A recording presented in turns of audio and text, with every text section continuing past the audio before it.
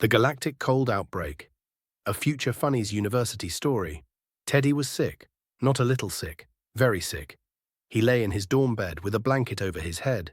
His nose was stuffed, and even breathing felt like an argument with the universe. Brenda sat at his desk and said, "You jogged past a pollen cloud the size of a school bus. You basically inhaled an entire planet." Before Teddy could argue, the door burst open and Bloop zoomed inside holding a steaming bowl. "O.M. Galaxy, my human friend. I brought you Snizzle Pop Comfort Stew. It heals sadness, confuses fear, and tastes like a hug." Teddy peeked out from the blanket. "Why is it singing?" Bloop said. "That is how you know it works." Brenda said, "Teddy, maybe stick with tea." But Teddy was tired and grateful for the gesture. He took a spoonful. The stew hummed, then glowed, then shivered. Teddy blinked hard. "Bloop. My tongue feels sparkly. This is excellent." "That means it is starting to help," Bloop said proudly. "It is not helping," Teddy said, because Teddy's skin suddenly burst into bright blue polka dots. All over, even on his eyelids. Brenda shouted, "That is not human." Teddy yelled, "Why am I a cheerful Dalmatian?" They rushed Teddy to the medical ward. Unfortunately, Zarnie was already there. He was being dramatic and yelling at the nurse. "Do not let me die. I have a terrible wound." The nurse calmly said, "You have a paper cut." Zarnie clutched his tentacle. "It is a canyon of agony." Meanwhile, Teddy's dots glowed brighter and brighter. Brenda shouted, "Real emergency arriving. Move." The nurse scanned Teddy. "This stew caused an immune reaction we have never seen." Teddy groaned, "Am I dying?" "No," the nurse said, "but brace yourself." "For what?" Teddy asked. He vanished, then reappeared on the ceiling, then vanished again.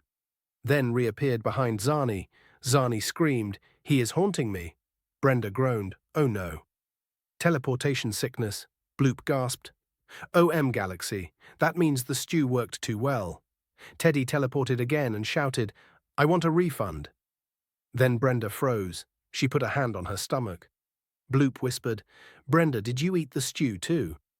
Brenda nodded. "I did not want Teddy to feel bad." She sneezed, glowed, then teleported onto the supply cabinet. Zarnie fainted. "Why are the humans multiplying?" he yelled. The medical ward tried to contain them. It did not work. Teddy teleported out the door. Brenda teleported after him, and for the next week they teleported all over the galaxy. They appeared inside a zero-gravity dance class. They interrupted a diplomatic meeting. They startled a temple on Snizzle Pop 3. They popped into the Chancellor's nap room, which they were definitely not supposed to do. And everywhere they appeared, they spread their human cold. Soon the entire sector was sneezing. Bloop saw the reports and whispered, "O.M. Galaxy." I started a sneeze chain. Zarnie sneezed so hard he flipped out of his bed. Typical human nonsense.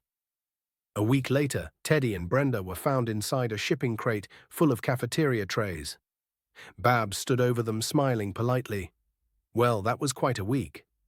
Teddy asked, "Is Earth intelligence mad?" "Quite the opposite," Babs said. "They are impressed. This is the fastest we have seen a virus spread across 8 sectors." Teddy groaned. "That sounds bad." Babs turned to Bloop and said, "I am going to need your stew recipe. For science, and please include exact measurements. Last time you used the words 'add until it feels right,' our lab exploded." Back in the dorm, Teddy collapsed into bed.